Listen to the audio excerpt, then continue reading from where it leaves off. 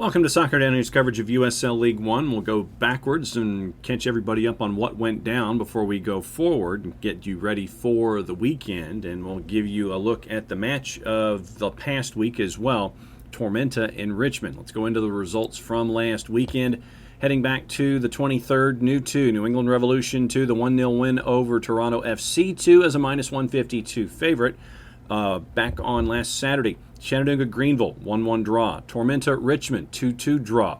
Forward Madison-Fort Lauderdale, 1-1 draw. Union Omaha on the road at FC Tucson gets full points with the 2-1 win. So with all of that action that happened in the last 8 days or so, let's get you revved up for this weekend. Let's take a look at the match of the week from last week, Tormenta and Richmond. Here's your highlights, courtesy of USL League One, ESPN Plus, and YouTube. And we're underway. Two teams that this result could go any way with them in any given day. And with both of them together, we could be in for any sort of result tonight in Statesboro. Backline positions. He's the difference today between the defensive lineup on Wednesday as this ball is taken away by Liati, and Liati is taken down to the ground.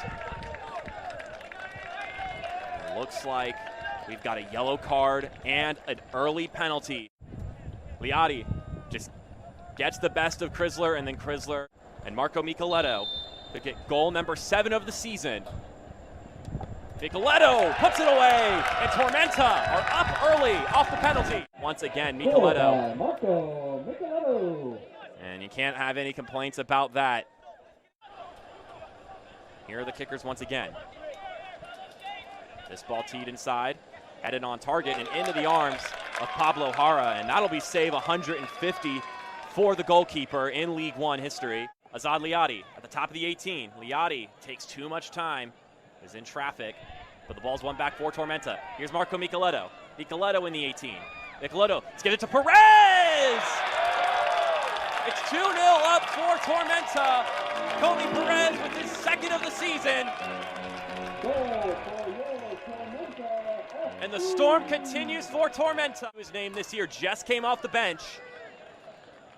And he's able to get that one past Akira Fitzgerald. And part of that's just because he can build a relationship with these guys during the summer while they're in college.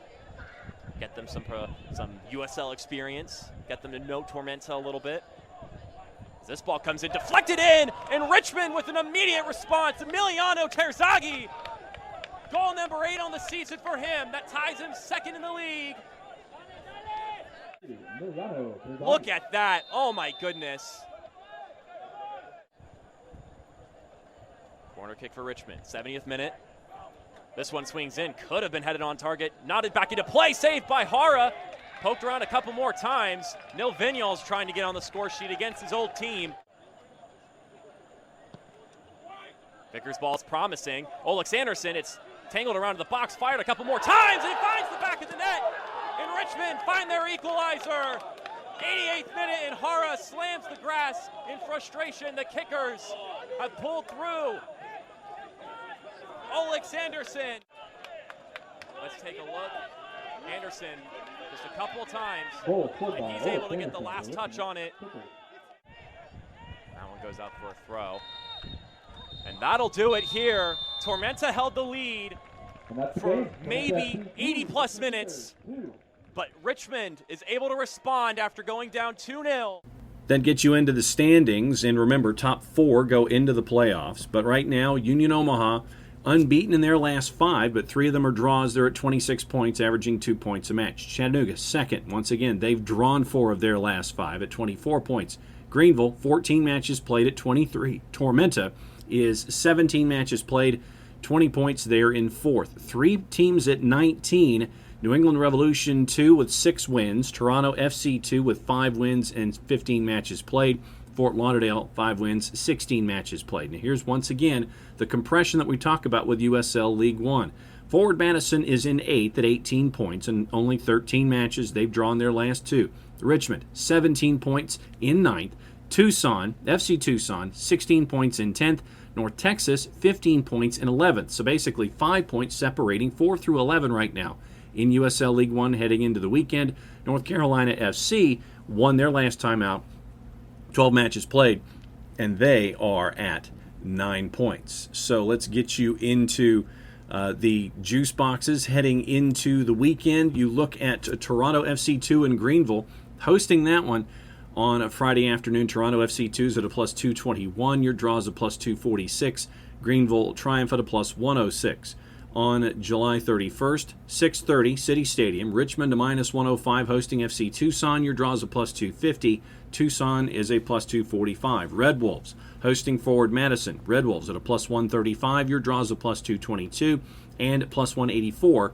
Forward Madison for the win. Union Omaha at 8 Eastern hosting North Texas. Union Omaha is a minus 167. Your draw is a plus 273. North Texas on the road is a plus 412. And probably the biggest and the best news before we send it home for another week in USL League One, Toronto FC2 gets to return home and host their matches in Canada, much like their counterparts in Major League Soccer. The Canadian government, with updated cross-border public health legislation enacted back on July 5th, Toronto FC2 gets to return to Canada, starting with that home match against Greenville Triumph. They made the decision after all of the work that had gone into it with temporary stints in Arizona and Florida, team staff and young players in 2 separate states, 2 separate time zones, and they are now getting the chance to go home. So great news for Toronto FC2 as they can be closer to home for the remainder of their season with all of their home matches.